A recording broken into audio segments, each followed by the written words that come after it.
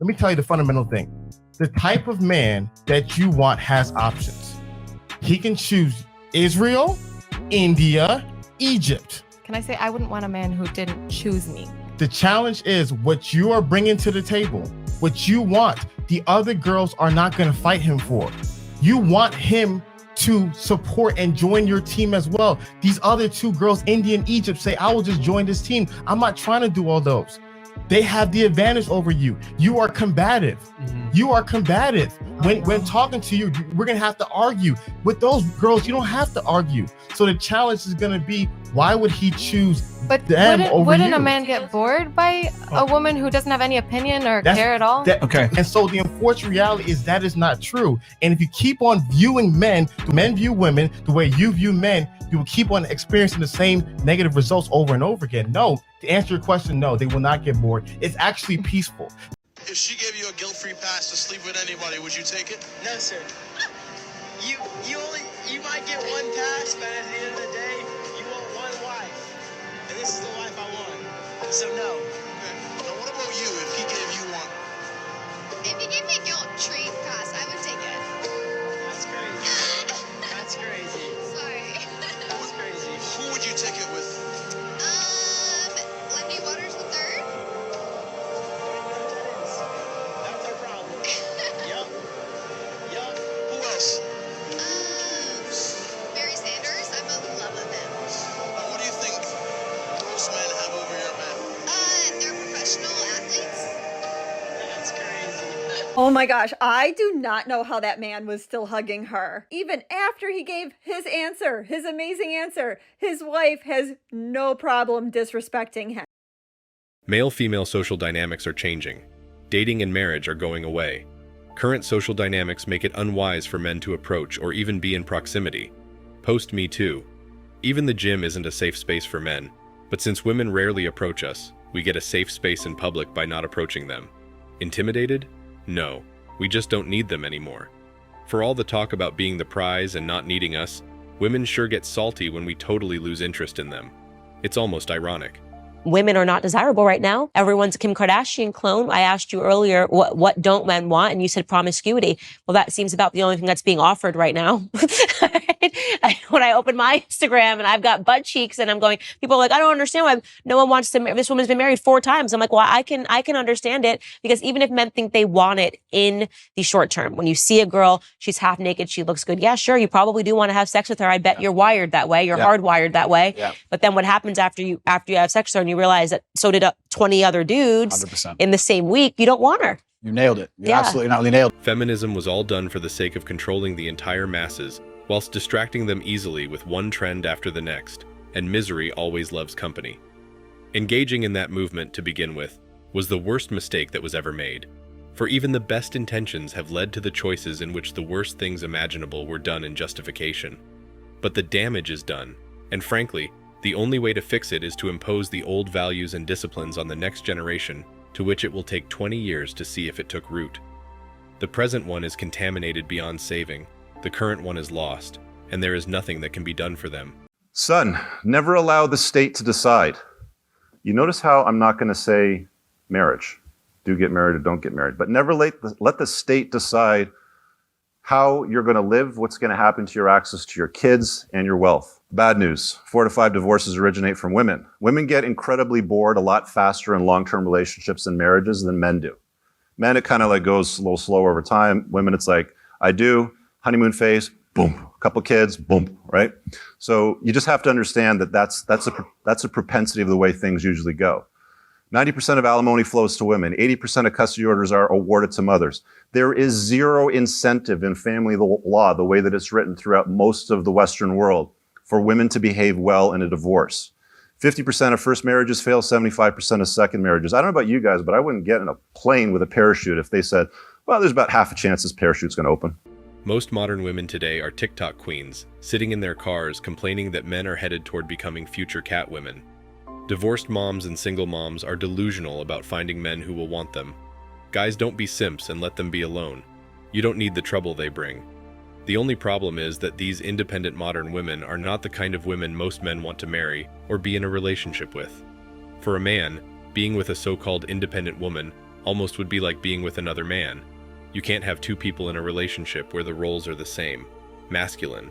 Both want to be the boss. And your typical guy simply doesn't want to be bossed around at home and argued with after a hard day at work, or have to listen to how many new million-dollar contracts his independent wife or girlfriend negotiated for the company she works for, and how exhausted she is. Nope. Does that make sense for you as far as like why divorce is inherently more risky for men? I just feel like you're saying because women tend to be the person who initiates a divorce, correct? Yes. That's why it's riskier for men, but why do women tend to end divorces? With successful men that have money, they cheat. She said it earlier. They do all these things that women don't want to put up with. She said it earlier. It's so a feeling. Why? Feelings change from day to day. Yeah. So I could have been in love with the person at the moment, but if that person is no longer treating me well just because we're married, I have to say no. That's the point. Because he can't be a good husband. So as a man, that's all I'm asking. If I marry you and you decide, you know what, he's not the guy I thought he was anymore, I'm leaving. You take half my stuff, and maybe. So is there no risk without reward? So what? You married me, right? No. So once again, this is why you wanted to marry me. Don't want to get married. You loved me enough that it would be worth it to you to marry me and take the risk. Hold on, stop the show. You just basically admitted it with your own words. Why guys don't get married?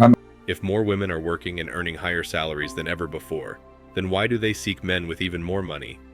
The reason is quite simple. The dirty little secret is that the majority of women are broke, even those that own their own condos and homes, because virtually everything they have is tied up in that property. So of course they are looking for men with even more money. A man who can improve their lifestyles now and fund their retirements later. Women can play the victim all their lives if they choose to, but same outcome. Still single, lonely, and likely going to die alone. Time will hold them accountable one way or the other. Most will just go to happy hour with their friends who aren't really their friends. Just watch them find guys and leave them high and dry. It's all entirely up to them. Getting married today could be compared to voluntarily enlisting in the army in 1965 and asking to be in the infantry and sent to Vietnam. The only time get married as a man is worth it is when you are unemployed and homeless. Since you have nothing, there's nothing she can take from you.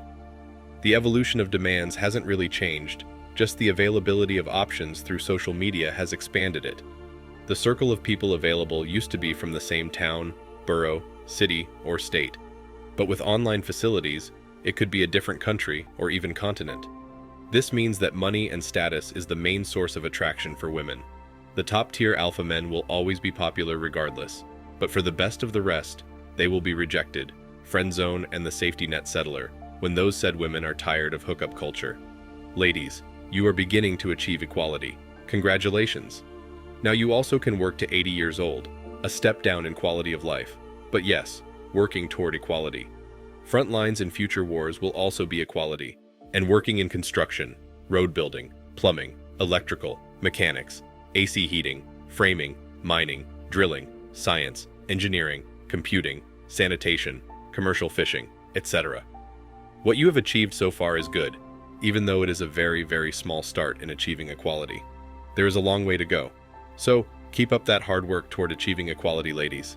Have a nice day. Bye-bye. I need a man to pay all my bills and basically take custody of my life like I'm a 30-year-old toddler.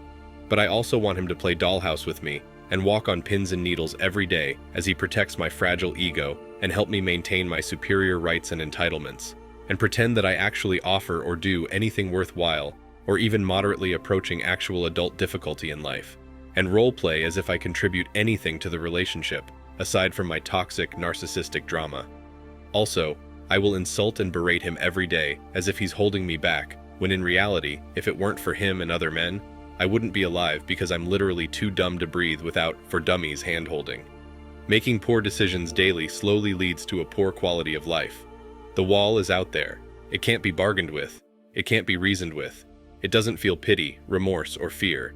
And it absolutely will not stop. Ever.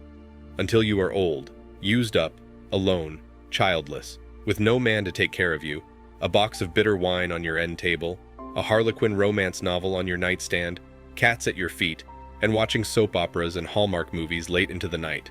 The wall is and remains undefeated. My thoughts just now is that marriage as a legally binding civil contract has failed society in what it has become. What it seems to me is that with things like prenups, people are saying, yes, I want some kind of legal contract and commitment and protection.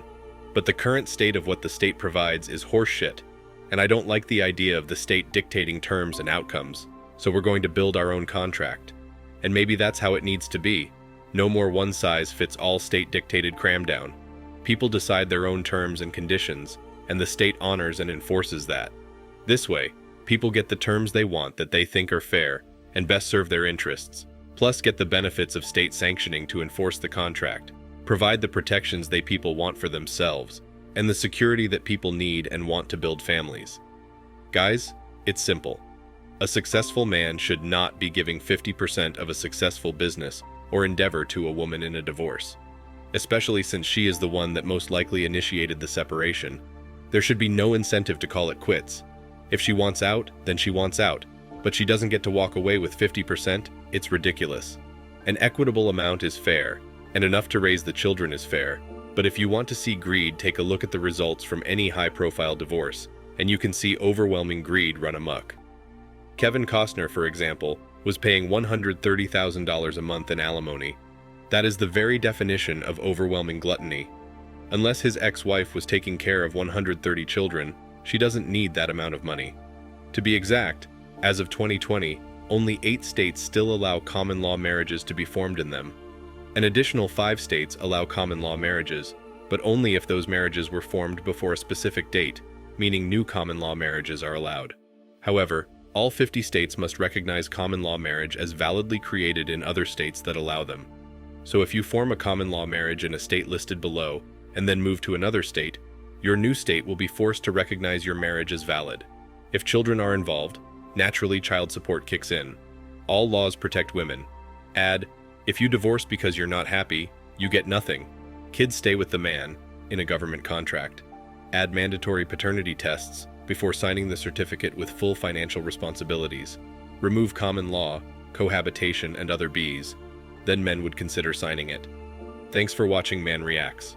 Show us your love and support by liking this video, sharing it with your friends, and subscribing to the channel. Support us and help us spread support for men around the world. Do comment and share your thoughts. We're always up for a healthy debate and discussion.